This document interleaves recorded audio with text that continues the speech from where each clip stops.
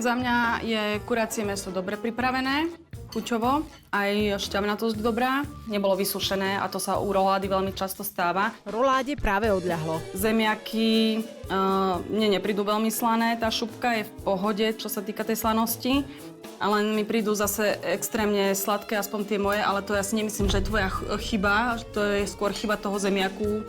Dali sa sladkej malej a neviem, kde bol problém, všetci mali rovnaké zemiaky. Za mňa to hlavné jedlo. A to bolo tým, že tie zemiaky boli asi 4.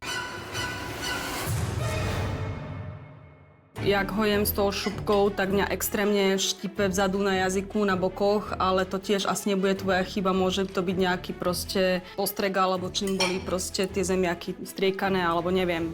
Som citlivá na takéto veci. Neviem, ako mohli byť aj sladké, aj štiplavé, keď boli len osolené.